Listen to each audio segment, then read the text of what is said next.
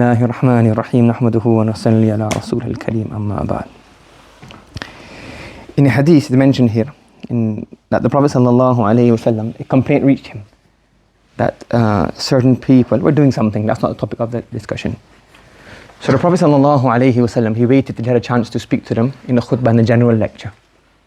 And then after that he said, "Ma balu aqwamin." Ma balu aqwamin.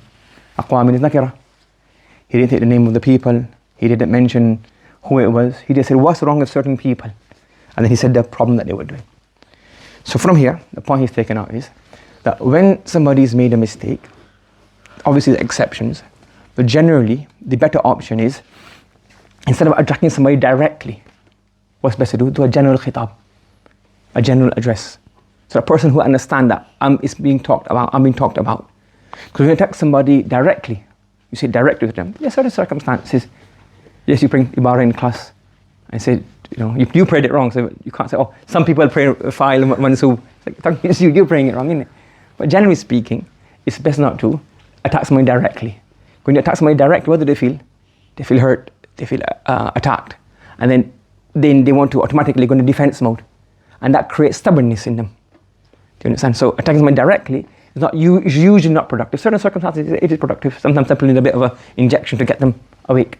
But generally speaking, do a general nasiha, general talk. And the most beneficial way of giving any advice is it's difficult, but it's the best way is don't deal with it there and then, especially when you're angry. Yes, somebody's something wrong and you're angry.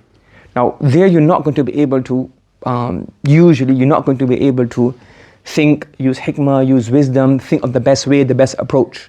You're just going to quickly get your anger out. So if you want to do nasiha, you want to advise somebody, you want to reprimand somebody, what you do is you take a step back and you think about this. Again, this is why tarbiyah is very hard. It's not just that easy. You just don't shout when you get angry. It's okay. For example, I don't know, whatever mistake, somebody have the left hand. Now if you say, oh, why do you have left hand? Now he feels embarrassed in front of everybody. Now he's going to make an excuse. And that's even worse. Or he might say, it doesn't matter. Now it's getting worse, stubborn. You get it, he feels attacked. The best second option is you do a thing afterwards. Now you say, okay, you know what, he's in third year, fourth year, he's in left hand, he doesn't understand this. Now if you get really angry, then you think, now you have to take a step back and say, okay, look, when you get a chance, maybe nasiha, in class, mention something and plan it.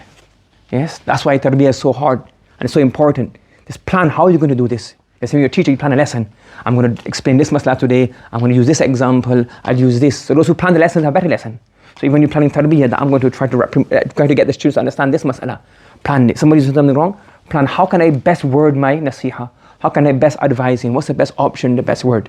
So number one is do a general khitab and think it out, plan it. Don't try to rectify something in anger. Usually what will happen is going to cause more harm than good. So that's the nasiha that we learn from this hadith. May Allah subhanahu wa ta'ala give us the ability to act upon it. Subhanallah wa bihamdihi subhanakallahumma wa bihamdika. Wa nashhadu an la ilaha illa anta nastaghfiruka wa natubu ilayk.